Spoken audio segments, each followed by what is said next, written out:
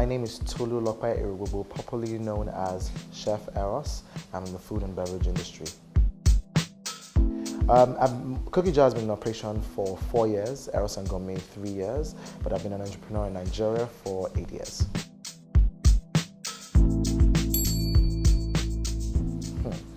Light bulb moment. My light bulb moments, I wouldn't say I had one light bulb moment because I've had several over the last 4 years. But the one that resonates with me was in February of 2012, Valentine's Day, February the 14th. I remember waking up from a very short nap after working throughout the entire night. Still so much noise downstairs. The smell of cookies totally consumed my apartment. My whole of downstairs had been converted into a bakery. And I picked up this notepad that I was taking down my orders on, and there was at least 3 pages of orders. And I asked myself, how did I end up with so many orders after just 1 month of operation and very little or no marketing? And at that point, it did occur to me that it was the product. And that, I would say, was my light bulb moment, was knowing that the product is key.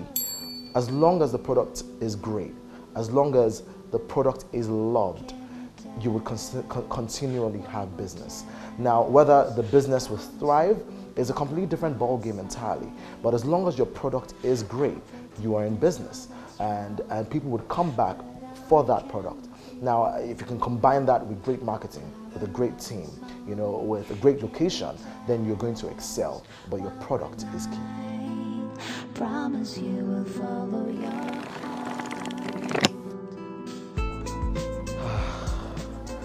Keeping my eyes on the numbers would have to be my biggest lesson learned. I mean, I remember my first restaurant project in 2009 through to 2011. I was very focused on entertainment. Just the quality of the food and the service was all I was focused on, and that's all I paid all my attention to. And I forgot about the number, which is what I needed to stay in business. Obviously, that project failed, and that was due to the fact that I didn't keep my eyes on the numbers. Now, I've started another project. I've started a new business, Cookie Jar, Eros and Gourmet, and from the very first day, my numbers had been very important to me. Maybe not the most important thing, because the product was the most important thing, but the numbers come second. They come second to none, because without the money, I can't even afford the quality that I'm trying to go for. Without the money, I can't pay the people that I need. Without the money, I can't invest in the right location. Without the money, I cannot have the money. I don't have the funds for marketing, which is important for business. So I would say that the biggest lesson learned was not keeping my eyes on the numbers. It's very important that your eyes are on the numbers and you are turning a profit. Maybe not from the beginning, because I don't want people going into business thinking, oh, I'm going to make a profit from day one. You're not going to make a profit from day one, but you need to know how much money you've invested in business and at what point you break even and at what point you start to make a profit. And even at that, do not for even one day take your eyes off the number. It takes one day for you to go from being good to being bad.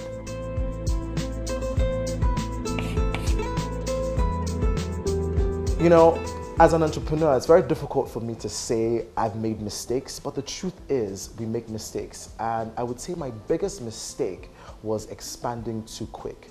Now, my business, Cookie Jar, expanded into 3 locations in 1 year. And that's very similar to spreading yourself too thin. And so I started to struggle. I'm gradually getting out of that. This is 6 months after I feel like we had gotten to the point where I had spread ourselves too thin. I didn't have the processes in place for the kind of expansion that I had invested in. And so as a result, we started to have issues. The good thing though is that my product is so good that my customers didn't leave me and have been able to stay with me. But what has happened is that in the last 3 months, we've invested a lot of time into processes, into designing processes that can help us keep the standards right. You walk into a store and you can't find products to buy. Why? Because the bakery isn't able to produce enough at the right time. Not that I don't have the space, but because I don't have the processes in place. And so I would say that my biggest lesson was expanding too quick. It's very easy for you to think, oh, it's time to move. I have money. I can open another place. That's what exactly happened. Show you my last location. It was a matter of, oh, I have quite a bit of money saved up. Why don't we do this? This is a new location that has just. This is a good location that everyone wants to be in. So why not? And I did that. The location works, but what doesn't work is my processes.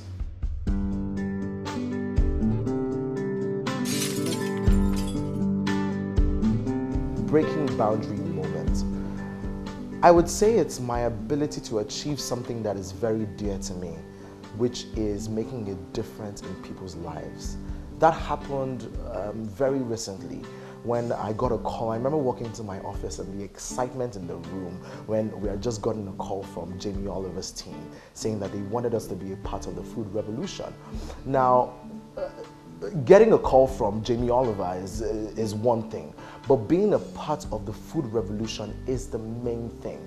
And that is simply because I came into business in the early stages to make money, to deliver a product, to deliver a service. But over time, you would find that you're going to gradually get bored. Yes, money is good, but there's a sense of satisfaction derived from making a difference in people's lives, and that's what we're doing with the food revolution. The food revolution is about changing the way people think about food. It's about changing the way people buy food. It's about changing the way people grow. It's about changing the way people eat. And it's really starting this global conversation about what is really right and what are we really eating. I have this goal that by 2030, and it's a global goal, that by 2030 we want to end hunger worldwide. And for me, as a person, as an entrepreneur in the food industry in Nigeria, I'm doing everything I can to be a part of that end to food.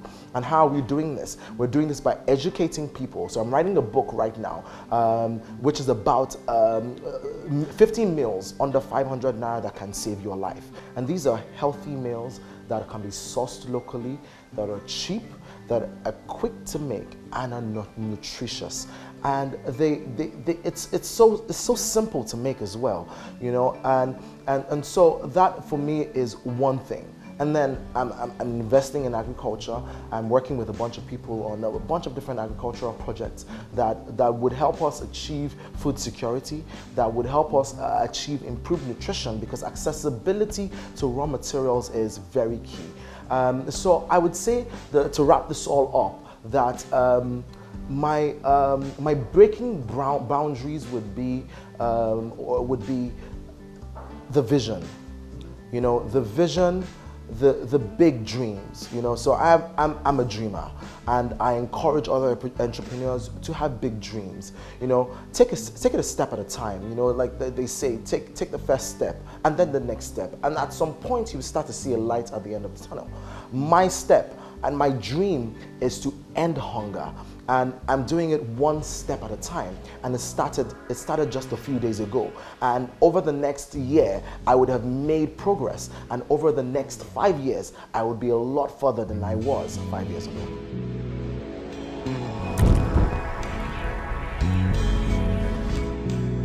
My mantra, that's very simple. I wouldn't say that I've made it. As a matter of fact, I just started. I'm still on my journey, but there's one thing that has been a part of my journey and would always be a part of my journey. It's something that I stand by. It's something that my team stands by. It's something my company stands by, and that's pretty simple. Quality first.